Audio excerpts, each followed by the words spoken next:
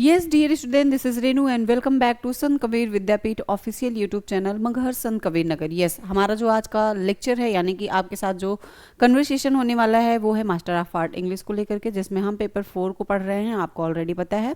और ये जो लेक्चर है आज का वो है यूनिट 3, जिसमें हम डैनियल डिफो को देखेंगे। लेकिन डैनियल डिफो को देखने से पहले अगर हम बात करें कि जो हमने इसके पहले प्रीवियस लेक्चर में पढ़ा था बच्चों, जैसे हम अगर बात करें कि जो हमारा यूनिट 2 था इसके प्रीवियस लेक्चर में, यूनिट 2 है ना, इसका जो प्रीवियस लेक्चर था जिसमें हमने पढ़ा था इन वॉट, इयॉन वॉट, जिन्होंने एक नॉवेल लिखा था जिसका नाम था the rise of the novel, the rise of the novel, है ना। इस सेशन को आप जरूर जाके देखेंगे क्योंकि बहुत ही अच्छी नॉवेल है जो इयॉन वॉट ने लिखा था, और किस तरह से उन्होंने अपनी एजुकेशन कंप्लीट की, फिर एजुकेशन कंप्लीट करने के बाद आधी अधूरी यूनिवर्सिटी से, एक यूनिवर्सिटी से आधी अधूरी एजुकेशन ली, फिर दूसरे में, फिर तीसरे में, इस तरह से कैसे कैसे इनका जीवन यापन हुआ था, सारी चीज़ें इस नॉवेल में बताई गई हैं। और क्यों इयॉन वॉट फेमस हुए थे, तो यही नॉवेल है जो राइज ऑफ द नॉवेल है जिसका नाम है, जिस वजह से इनको पॉपुलैरिटी मिली थी। तो ये तो प्रीवियस लेक्चर की बात थी। आज हमारा जो सेशन रहने वाला है वो है डैनियल डेफो को लेकर के, जिसमें हम देखेंगे कि इन्होंने एक ऐसा नॉवेल लिखा था जिसकी वजह से ये फेमस हो गए थे, जिनका नाम है डैनियल डेफो। तो अब देखेंगे कि डैनियल डेफो आखिर कौन से ऐसे राइटर हैं और किस तरह के दिखते होंगे। क्या आपने कभी इनको देखा है? नहीं देखा है, ठीक है, नहीं देखा। तो अब हम पहले डैनियल डिफो जी को देख लेते हैं कि डैनियल डिफो जी आखिर दिखते कैसे हैं, है ना।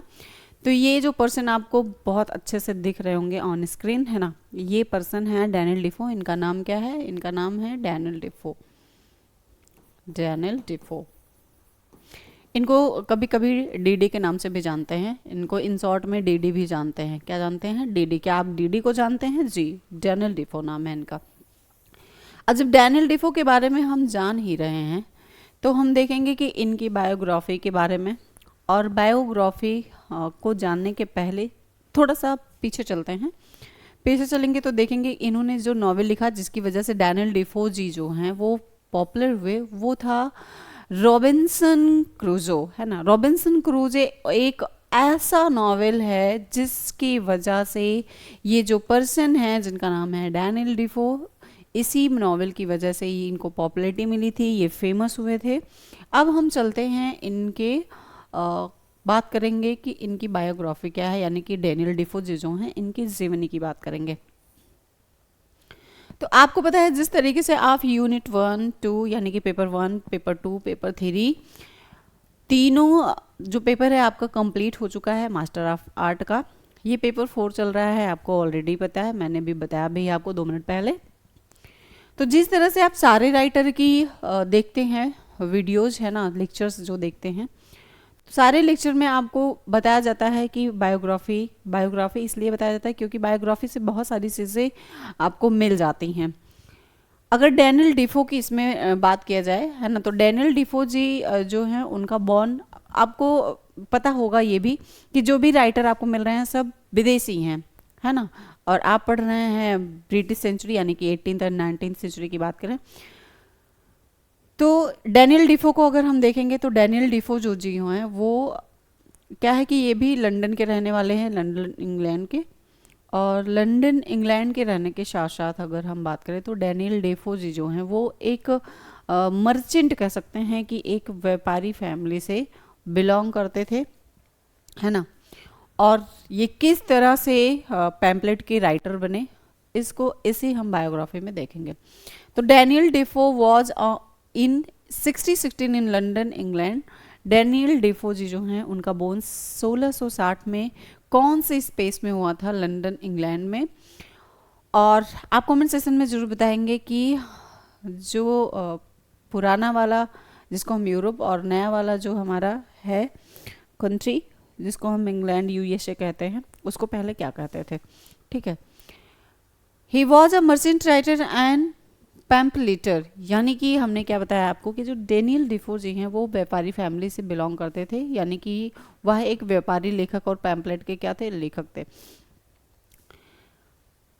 अब व्यापारी की बात करेंगे तो एक व्यापारी होते हुए भी, है ना, एक मर्चेंट होते हुए भी एक लेखक बने, और किस तरह से अपने लेखन के माध्यम से ये फेमस हुए, क्या ऐसा लिख दिए थे इस नॉवेल में कि बहुत ज़्यादा ये फेमस हो गए थे। ठीक है, तो हम नॉवेल को भी आगे देखेंगे।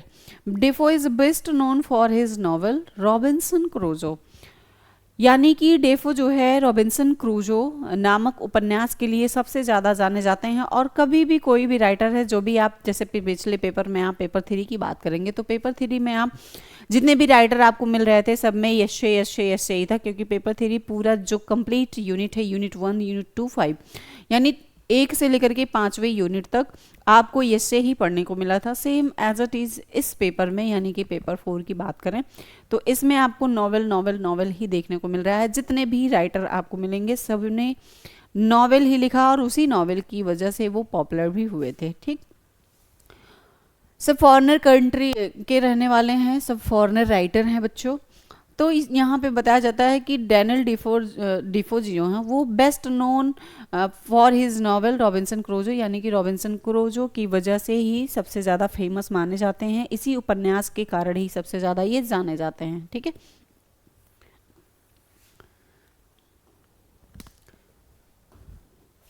He started his career as a businessman but faced financial difficulties. सबकी लाइफ में कुछ ना कुछ प्रॉब्लम्स होती है। ये एक ऐसे राइटर थे, जैसे आपने कभी एक ऐसे, हम आप कमेंट सेशन में ज़रूर बताएंगे कि कौन से ऐसे राइटर थे बच्चों जिन्होंने अपने मतलब इलनेस, जो सिस्टर थी उनकी मेंटल इलनेस के कारण परेशान थी वो ऐसे कौन से राइटर हैं जो शादी नहीं किए थे, बहन की देख रेख कर रहे थे, अपना पूरा जीवन उसी में लगा दिए थे। ठीक, तो उनको भी वो अलग समस्या थी। और यहाँ पे जो ये डैनियल डिफो जी जो हैं, इनकी कुछ अलग समस्या है, वो अपनी बहन से परेशान थे और ये परेशान है फाइनेंशियल डिफिकल्टी से, यानी कि फाइनेंशियल इनको बहुत ज़्यादा प्रॉब्लम है। इन्होंने क्या किया था, अपने करियर की शुरुआत में व्यापारी के रूप में की थी। जब ये अपना करियर स्टार्ट किए थे बच्चों, तो मर्चेंट से स्टार्ट किया था, कुछ छोटा सा व्यापार किया होगा, लेकिन जब वित्तीय कठिनाइयों का सामना करना पड़ा, यानी कि फाइनेंशियल प्रॉब्लम इनको होने लगी, तो इन्होंने क्या किया, इन्होंने किया ऐसा कि कुछ चीज़ें, जैसे कुछ नॉवेल्स लिखने स्टार्ट किए, तो इनका वो पॉपुलर नहीं हुआ, जिसकी वजह से इनको पॉपुलैरिटी नहीं मिली, ये फेमस नहीं हुए। लेकिन जब इन्होंने एक ऐसा नॉवेल लिखा जिसका नाम है रॉबिन्सन क्रूजो, वो अचानक से लोगों को वो नॉवेल इतना ज़्यादा पसंद आया, इतना ज़्यादा पसंद आया, और उस नॉवेल की वजह से ही जो डैनियल डिफो जी हैं वो बहुत ज़्यादा पॉपुलर हो गए, इनको पॉपुलैरिटी मिली लोगों से, और इसी रॉबिन्सन क्रूजो की वजह से ही ये डैनियल डिफो जी जो हैं वो फेमस हुए थे। ठीक है, Defoe then turn to writing and journalism. It means कि जो डैनियल डिफो जी हैं, इनका जो लेखन है वो पत्रकारिता की ओर मुड़े। पत्रकारिता यानी कि जर्नलिस्ट जो होते हैं, है ना, उनको ऐसा करने में बड़ा इंटरेस्ट आता है, तो पहले इन्होंने इसी से अपना स्टार्टअप किया था। He wrote political pamphlets supporting the Whig party. अगर हम बात करें इसमें कि इन्होंने विग पार्टी का समर्थन करने वाले राजनीतिक पैम्पलेट को क्या किए थे, राइट किए थे, लिखे थे।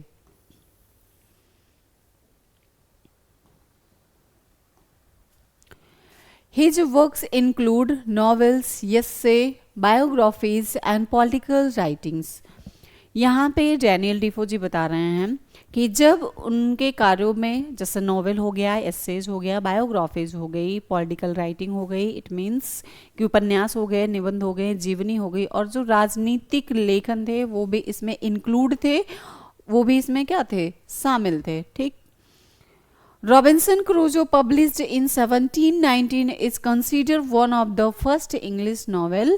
यहाँ पे बताया जा रहा है कि जब 1719 में प्रकाशित वो ऐसा नॉवेल जिसका नाम आता है रॉबिन्सन क्रूजो को पहली बार अंग्रेजी उपन्यास जो था, नॉवेल जो था, उसमें से सबसे पहले क्या माना जाता था, उन सभी में से सबसे पहले माना जाता था, और ओनली वन था, ये क्या था, one of the first English novel था, ये पूरे इंग्लिश का सबसे पहला नॉवेल था, जिसकी वजह से ये फेमस हुए थे।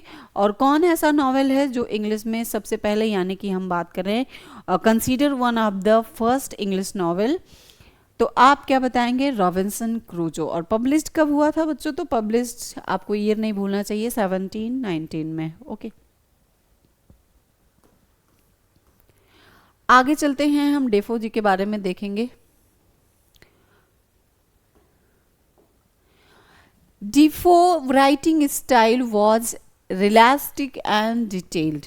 डीफो की जो लेखन शैली थी वो कैसी थी? वो यथार्थवादी थी और बहुत ज़्यादा डिस्क्रिप्टिव थी, बहुत ज़्यादा डिटेल्स थी, बहुत ज़्यादा विस्तृत थी। ठीक है, तो कभी कभी ऐसा भी आता है कि कौन सा ऐसा नॉवेल है बहुत ज़्यादा डिस्क्रिप्टिव लिखी हुई है और बहुत ज़्यादा इसमें मतलब गुड राइटिंग स्किल है, तो हम बताते हैं हमेशा रॉबिन्सन क्रूजो का नाम। ठीक है, किसका नाम बताएंगे? रॉबिन्सन क्रूजो का। तो सबको पता है और आप लोग भी जानते हैं कि जब इंसान जन्म लेता है तो उसकी मृत्यु तभी निश्चित हो जाती है। जो इस संसार में आया है वो जाता जरूर है। तो अब इनके जीवन की जो भी चीज़ें थी वो ख़त्म हो चुकी हैं। अब ये पहुंचते हैं कहाँ? अपने डेथ पे। कहने का मतलब है कि जब इनका मृत्यु हुआ था, इनका निधन हुआ था, ये जब पास्ट हुए थे, तो वो ईयर कौन सा था? 1731 था। Living behind legacy in English literature. इनका जब निधन हुआ तो वो सन था 1731 और उन्होंने अंग्रेजी साहित्य में एक अपनी अच्छी सी विरासत को छोड़ा है ना। मतलब बहुत ही अच्छा इन्होंने नॉवेल लिखा और अपनी एक बहुत अच्छी पहचान बनाई लोगों के बीच जो इनके रीडर थे। तो अब हम जान चुके हैं कि जो डैनियल डेफो जी हैं इनके हम पूरी बायोग्राफी को देख लिए हैं। अब हम चलते हैं आगे और उसमें हम देखेंगे रॉबिन्सन क्रूज को। रॉबिन्सन क्रूज की अगर हम बात कर रहे हैं बच्चों, तो रॉबिन्सन क्रूज का हम यहाँ पे डिटेल थोड़ा सा देखेंगे। जो डैनियल डेफो जी ने लिखा है रॉबिन्सन क्रूज, है ना, इसी के बारे में। तो देखते हैं कि आगे हम इसमें क्या जानने वाले हैं। सबसे पहले रॉबिन्सन क्रूज का अगर हम नाम लेते हैं तो रॉबिन्सन क्रूजो जो है, आपके माइंड में ऐसा बड़ा सा क्वेश्चन आया ही होगा इसको देखने के बाद कि व्हाट इज अ रॉबिन्सन क्रूजो? आखिर रॉबिन्सन क्रूजो क्या है ना, रॉबिन्सन क्रूजो क्या है? तो अब हम रॉबिन्सन क्रूजो को देखने वाले हैं और हम चलते हैं यहाँ पे। रॉबिन्सन क्रूजो जो है वो एक फेमस कह सकते हैं अनप्लेक्स है और एक डैनियल कह सकते हैं कि डैनियल डेफो का लिखा हुआ था। ये पहला अंग्रेजी उपन्यास है जिसको हम जानते हैं और ये कब पब्लिश्ड हुआ था? 1719 में हुआ था, प्रकाशित हुआ था, जो इसका ईयर है। ठीक, इस उपन्यास में एक आदमी की कहानी है जो समुंदर में सिर्फ वैक होने के बाद एक अजीब टापू पर अकेला पाया जाता है ना। तो यहाँ पे आप देख रहे होंगे कि ये जो टापू है यहाँ पे एक अकेला पर्सन है जो मिल रहा है, इसी के बारे में इसमें रॉबिन्सन क्रूजो में बताया हुआ है। यहाँ पे वही चीज़ें दी हैं कि रॉबिन्सन क्रूजो एक ऐसा प्रसिद्ध उपन्यास है जिसे डैनियल डेफो जी ने लिखा था और यह पहला अंग्रेजी उपन्यास है जो 1719 में प्रकाशित हुआ था। और इस उपन्यास में एक आदमी की कहानी है जो समुद्र में जहाज दुर्घटना के बाद एक अजीब टापू पर अकेला फंस जाता है। अब हम चलते हैं इसके समरी एक्सप्लेनेशन पे। तो जब रॉबिन्सन क्रूजो का नाम आ ही गया है तो पता है कि रॉबिन्सन क्रूजो एक युवा था जो अपनी ज़िंदगी में एडवेंचर करना चाहता था। क्या करना चाहता था? रॉबिन्सन क्रूजो एक ऐसा युवा था जो अपनी लाइफ में एडवेंचर करना चाहता था, अपनी ज़िंदगी में एडवेंचर करना चाहता था। ठीक है, उसने अपने घर वालों की बात नहीं मानी थी। क्या की थी? उसने अपने घर वालों की बात नहीं मानी थी और समुद्र में सफ़र करने निकल गया था। ये एक ऐसा पर्सन था रॉबिन्सन क्रूजो कि अपने घर वालों से ऊपर हो गया और उसका जहाज समुद्र में तूफान की वजह से डूब गया और वह एक अकेले टापू में फंस गया। फिर क्या होता है कि क्रूजो ने अपनी ज़िंदगी बचाने के लिए टापू पर अपना घर बनाया, जानवर पकड़े और खेती बाड़ी करना भी वहीं स्टार्ट किया था। वह अकेला होने के बावजूद भी हिम्मत नहीं हारा और नए नए तरीके ढूंढता रहता है। जब इंसान कहीं भी फंस जाता है तो उसको यही तरीका दिखता है, जैसा रॉबिन्सन क्रूजो ने किया था। एक दिन उसने एक दूसरे आदमी को टापू पर देखा जिससे उसने फ्राइडे नाम दिया था। क्या नाम दिया था? फ्राइडे। क्रूसो ने फ्राइडे को सिखाया और दोनों मिलकर अपनी जिंदगी सुधारने लगे। अंत में एक जहाज आया जो उन्हें बचाकर ले गया। इसमें जो थीम्स बनता है वो क्या होता है, सर्वाइवल यानी कि जो जीवन का रक्षा होता है उसके बारे में बताया गया है। सेल्फ रिलायंस के बारे में बताया गया है कि साहित्यिक इसका जो रचना है वो कैसा है। ह्यूमन स्पिरिट के बारे में बताया गया है। इसमें जो इम्पोर्टेंस होती है वो इम्पोर्टेंस क्या है कि ये जो समरी है, ये पूरी जो समरी है इस नॉवेल की, ये इंसान की हिम्मत और मेहनत को दर्शाती है कि क्रूजो ने किस तरह सबको मुश्किल वक्त में हिम्मत नहीं हारी। ये एक ऐसा पर्सन है बच्चों, कहने का मतलब है कि ये जो रॉबिन्सन क्रूजो है ये घर वालों से अपने फाइट किया, फाइट करने के बाद समुद्र पे निकला है ना, समुद्री यात्रा पे, और अचानक से वहाँ पे फंस जाता है। फंसने के बावजूद जब ये एक टापू पे रहता है तो यहाँ पे इसका दिमाग कुछ काम नहीं करता है। दिमाग काम करना जब बंद कर देता है, अकेला इंसान कर भी क्या सकता है, तो इसने नए नए तरीके ढूंढे है ना, अपने खाने पीने की व्यवस्था देखी कि किस तरह से ये चीज़ों को मैनेज कर सकता है। और अब ये तो समरी हो गई यहीं पे कंप्लीट रॉबिन्सन क्रूजो का, है ना, रॉबिन्सन क्रूजो का ये समरी यहीं पे कंप्लीट होता है। अब हम चलते हैं यूनिट 3 में। एक सेकंड हमारा है जिसको हम देखेंगे, जिनका नाम आ जाता है बच्चों हेनरी फील्ड, है ना, हेनरी फील्ड जी के बारे में हम जानेंगे। तो हेनरी फील्ड जी जो हैं ये देखने में तो बहुत ही गुड राइटर की तरह दिख रहे हैं, है ना, इनकी स्टाइलिंग भी आप देख सकते हैं कि कितनी बढ़िया इनकी सिटिंग प्लान है। अब हम हेनरी फील्डिंग की अगर बात कर रहे हैं तो इन्होंने ऐसा कौन सा नॉवेल लिखा है जिसकी वजह से ये फेमस हुए थे, तो जोसेफ एंड्रयू। कौन सा नॉवेल लिखे थे बच्चों, जोसेफ एंड्रयू। जोसेफ एंड्रयू को देखेंगे हम, ये हैं हेनरी फील्डिंग जी। अब हम इनकी बायोग्राफी को देखते हैं। पहले हम इनका बायोग्राफी देख लेंगे, उसके बाद हम चलते हैं जोसेफ एंड्रयू की तरफ, उसके कैरेक्टर से आपको इंट्रो करवाएंगे। Henry fielding.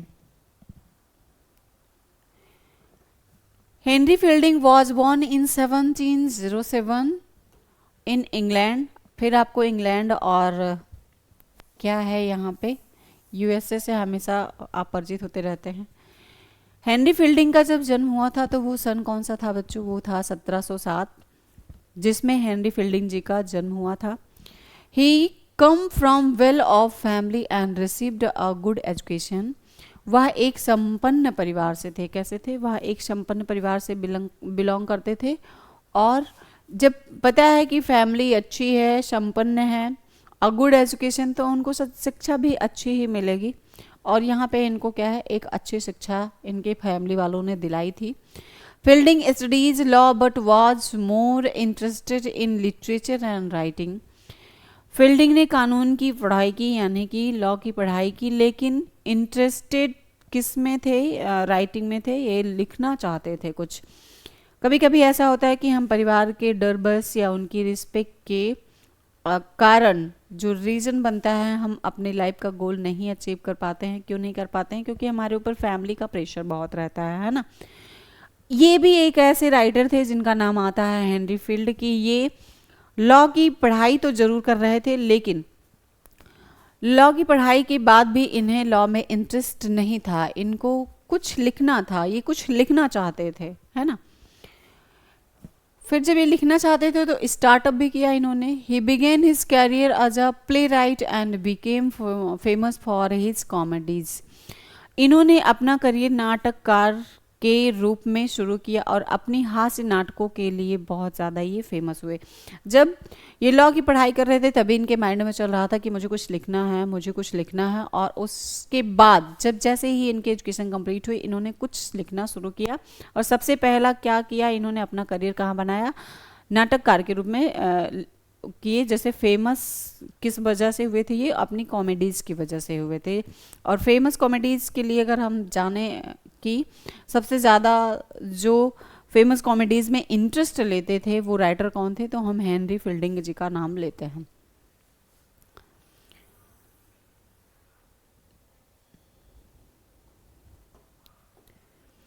Later Fielding shifted to writing novels and is considered one of the founder of the English novel. बाद में क्या हुआ था कि जब इन्होंने कॉमेडीज के कुछ प्ले राइट्स लिखे, तब बाद में फील्डिंग ने अपने कुछ नॉवेल्स भी लिखने की रुचि बनाई और उसमें कुछ रुख किया, कुछ इंटरेस्ट दिखाया और उन्हें अंग्रेजी उपन्यास के संस्थापकों में से एक माना गया। क्या माना गया? Founder of the English novel कहा जाने लगा इनको, जिनका नाम आता है Henry Fielding. His most famous work is Tom Jones, published in 1749। इनका जो सबसे प्रसिद्ध यानी कि मेजर वर्क कहें या फेमस वर्क कहें तो वो कौन सा फेमस वर्क था? टॉम जोन्स था। क्या था बच्चों? टॉम्स जोन्स था, जो 1749 में प्रकाशित हुआ था। कब हुआ था? 1750 में प्रकाशित हुआ था। Tom Jones is comic novel that explore human nature and society. Tom Jones एक ऐसा कॉमेडीज नॉवेल है जो मानव के स्वभाव यानी कि उसके नेचर को और समाज को क्या करता है, यानी कि सोसाइटी को पड़ताल करता है। क्या करता है? एक्सप्लोर करता है। ठीक है, तो टॉम्स जोन एक ऐसा नॉवेल है जो ह्यूमन नेचर और सोसाइटी को एक्सप्लोर करता है। Fielding writing style is known for its humour, satire and living narrative. Fielding की जो खोज है, जो लेखन शैली है, अपने हास्य, व्यंग और जो जीवंत की कथाएं हैं उसके लिए ज़्यादा मानी जाती हैं। जैसे अगर हम बात करें कि फील्डिंग जी का जो राइटिंग स्टाइल है वो किस लिए है, तो ह्यूमर, स्टेयर के लिए है और लिवली नैरेटिव के लिए माना जाता है।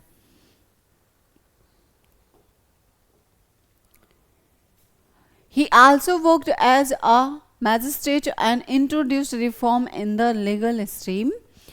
मीन्स उन्होंने मजिस्ट्रेट के रूप में काम किया था। एक देखो, जब अच्छी एजुकेशन मिलती है ना किसी भी पर्सन को, आपको भी अपने घर से अगर अच्छी फैसिलिटी, अच्छी एजुकेशन मिल रही है तो आपको पता है आप बहुत आगे जाते हैं और चीज़ों को जल्दी कवर कर लेते हैं। इनको पहले ही बताएगा कि बहुत अच्छी फैमिली से बिलोंग करते थे और जिसके कारण जब इनके पास फाइनेंशियल कोई प्रॉब्लम थी नहीं तो इन्होंने अपना थोड़ा इंटरेस्ट दिखाया पढ़ने में, लॉ की पढ़ाई वगैरह भी की। उसके बाद इन्होंने अपना लेखन शुरू किया, लेकिन लेखन के साथ साथ इन्होंने ऐसा काम किया, कैसा काम किया? मजिस्ट्रेट के रूप में काम किया और कानूनी प्रणाली में सुधार दिए। देखो, लॉ की पढ़ाई कर रहे थे तो यहाँ पे वो काम भी आ गई है ना।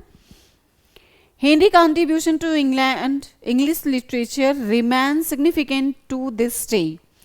अंग्रेजी साहित्य में इनके योगदान आज भी बहुत ज़्यादा महत्वपूर्ण माने जाते हैं। अब हेनरी फील्डिंग का लिखा हुआ एक जोसेफ एंड्रयू ऐसा नॉवेल है जिसके बारे में हम जानने वाले हैं।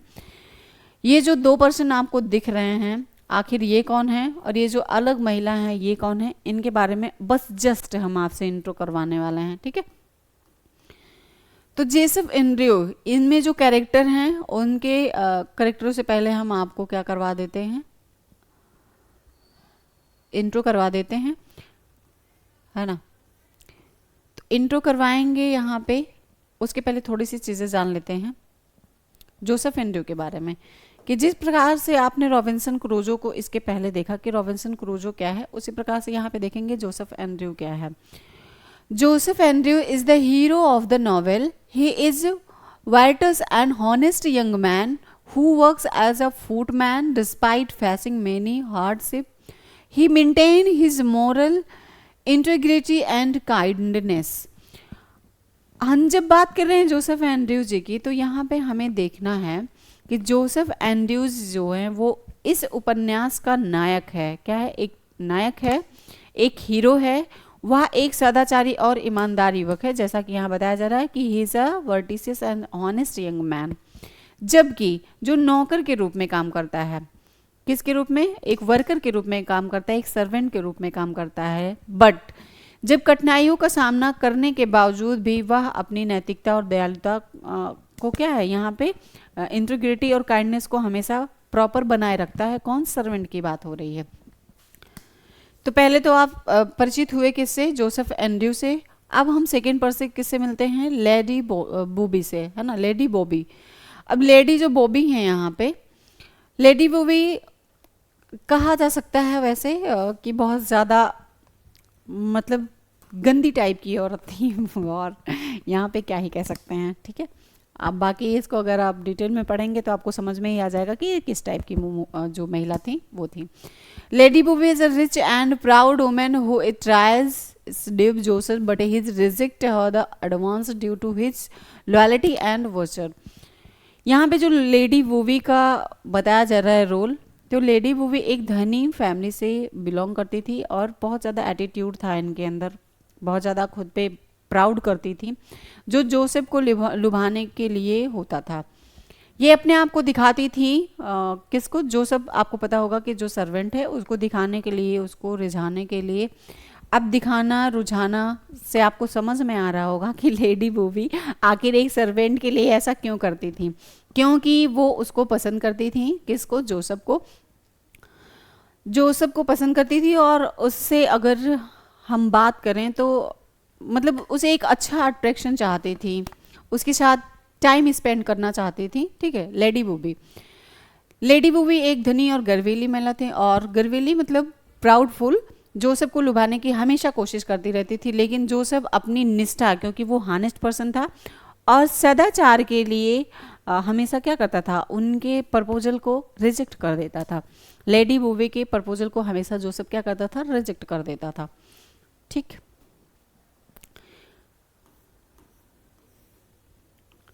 यहाँ पे पार्सन एडम्स की बात आती है, जो जोसेफ के मित्र होते हैं। Parson Adams is a Joseph friend and mentor. He is a honest but somewhat comical clergyman and who provides wisdom and comic relief. यहाँ पे पार्सन एडम्स जी जो हैं वो जोसेफ के मित्र भी हैं, और एक तरह से कहा जाए तो मित्र के साथ साथ वो मेंटर यानी कि गुरु भी हैं। वे एक हॉनेस्ट पर्सन है, लेकिन वह कॉमेडिकल पादरी कह सकते हैं, है ना, क्लैरिजमैन कह सकते हैं, थे, जो बुद्धिमानी और हास्य को हमेशा किसी के साथ बैठे थे। कुछ कुछ लोगों की आदत होती है जो बहुत ज़्यादा हंसमुख होते हैं। आपके भी फ्रेंड सर्कल में, रिलेटिव में, घर में भी कोई सदस्य हो सकता है जो आपके साथ बैठते ही आप कितने भी दुखी हो ना, आपका मन हल्का कर दे। तो इसी प्रकार से ये पर्सन थे जिनका नाम था पार्सन एडम्स। ठीक,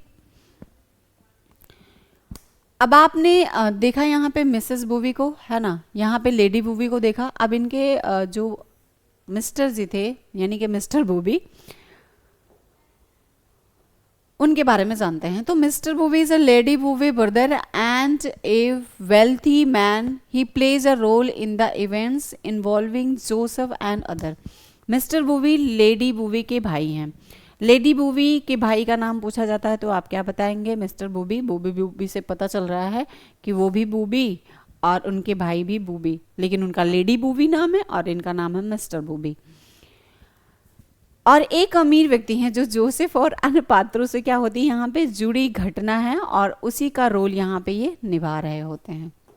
कौन? Mister booby.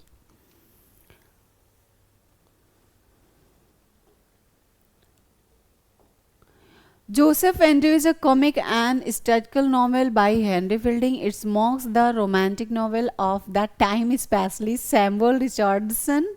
Pamela, the story follows Joseph Andrews, a humble servant who faces trial but stays true to his virtue and love for funny. The novel emphasizes moral godness, honesty and the value of common sense.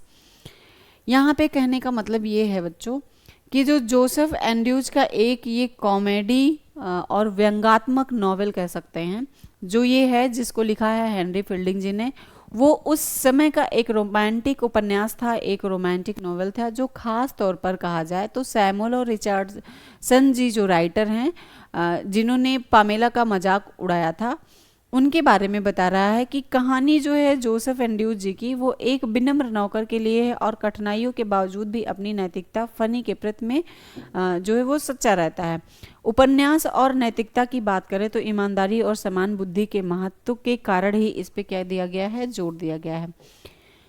तो ये तो introduction था। अब हम चलते हैं इनके character की तरफ। यहाँ पे आपको दो पर्सन मिल रहे होंगे बच्चों, है ना, जिसमें एक हैं मिस्टर बूवी और दूसरे हैं यहाँ पे लेडी बूवी के हस्बैंड, और एक है यहाँ पे जोसेफ जो है सर्वेंट, है ना, जो यहाँ पे सर्वेंट है। ये इनके पति हैं लेडी बूवी के। किसके? लेडी बूवी के पति हैं। और इधर इनका भाई है एक, और एक है जोसेफ जो सर्वेंट रहता है। तो कहानी यहीं पे है कि ये जो लेडी वूवी हैं ये हमेशा अट्रैक्ट करती हैं, किसको, जोसेफ को अट्रैक्ट करती हैं और अपने धनी होने का एक रुतबा दिखाती रहती हैं, रुतबा दिखाती भी हैं और उससे थोड़ा सा क्या है अट्रैक्ट होती भी जाती हैं और उसको अपनी तरफ अट्रैक्ट करने की कोशिश हमेशा उनकी जारी रहती है। लेकिन जोसेफ एक ऐसा लड़का था बच्चों कि वो कितना भी लेडी वूवी ने उनको कह सकते हैं कि मनाने की, रिझाने की, जो भी उनके पास तरीके रहे होंगे उन्होंने किया, लेकिन जोसेफ बहुत ही ज़्यादा सख्त था, बहुत ही हॉनेस्टफुल था अपने मालिक को लेकर के, अपने बॉस को लेकर के। वो कभी भी लेडी वूवी की बातों में नहीं आया। जब भी ये प्रपोजल कुछ डालती थी वो क्या है रिजेक्ट कर देता था। और क्या है इस बात को लेकर के जो पार्सन एडम्स जी थे, जो पर्सन, वो कभी कभी इस बात का बहुत मजाक भी उड़ाते थे। और उसका जो भाई था लेडी वूवी का, वो भी बहुत मजाक उड़ाता था लेडी वूवी का कि तुमने कितना भी प्रपोजल दिया ये एक्सेप्टेबल नहीं रहा है, जो जोसेफ क्या है हमेशा रिजेक्ट कर देता है। और ज़्यादा डिटेल में जानने के लिए आप बुक लीजिए और बुक में ज़्यादा एंजॉय कर पाएंगे आप, है ना, क्योंकि बहुत सारी चीज़ें यहाँ पे मैं शायद एक्सप्लेन नहीं कर पाऊँगी, क्योंकि है ये जो समरी वो काफ़ी बड़ी है। लेकिन जितनी भी चीज़ें यहाँ पे बेनिफिशियल होती हैं आप लोगों के लिए, ज़्यादा इंपॉर्टेंट होती हैं, उसको हम बताते ही हैं।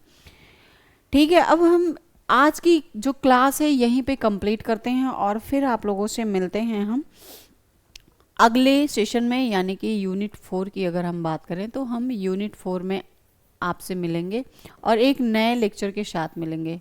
सॉरी, यूनिट 4, यूनिट 3 तो कंप्लीट हो गया।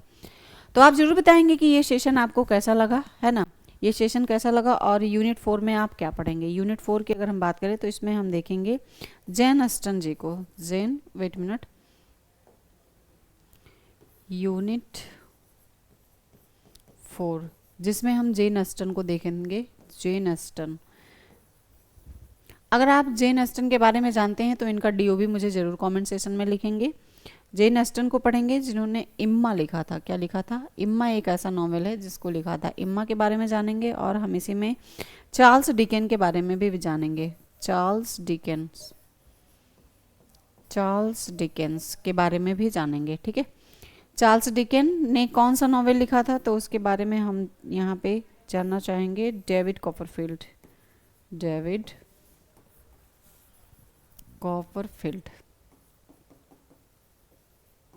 Okay right. तो यूनिट 4 में आपको पता चल गया होगा कि हमें क्या पढ़ना है। जेन अस्टन का लिखा हुआ है एक इम्मा नॉवेल है और सेकंड आपके चार्ल्स डिकेंस हैं जिनका लिखा हुआ एक नॉवेल है जिसका नाम आता है, आपको देखने को मिलेगा, डेविड कॉपरफील्ड। तो इस सेशन को हम अगले लेक्चर में रखेंगे। तब तक बने रहिए संत कबीर विद्यापीठ के साथ, हंसते रहिए, मुस्कुराते रहिए और कमेंट सेशन में अपना रिव्यू जरूर देते रहिए। Thank you.